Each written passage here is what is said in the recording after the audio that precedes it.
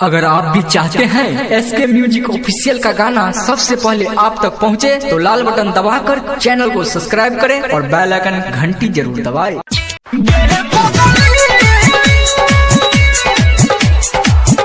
SK music recording studio Saharsa. गे पगली छोड़ के हमरा कहियो जइहे गे पगली छोड़ के हमरा कहियो जइहे दोसर के जना कर कह दे बफाई, दोसर के जना कर कह दे बफाई, सॉरी सॉरी कहे गे पगली छोड़ के हमारा कहियो जइहे गे पगली छोड़ के हमारा कहियो जइहे।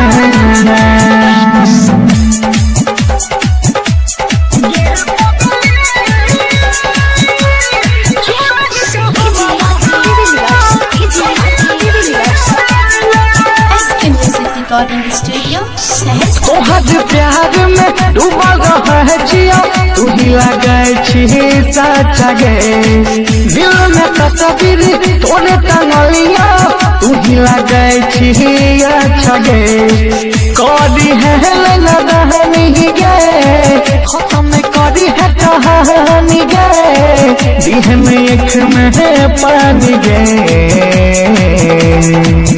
पगली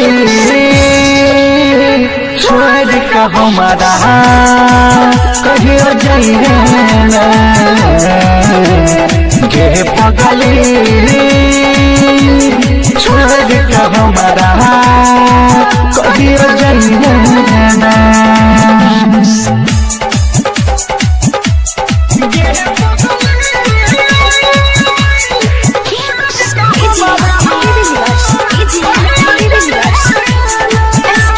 रिकॉर्डिंग स्टूडियो सहरसा। दिन रात तोरे देखा छिया हम जान सपना गे पापा से कहले छियो हम तोरे बनही बह अपना गे तोरे पर विश्वास छ जुड़ल दिल के आस छ कैले जे वादा तू निभई है गे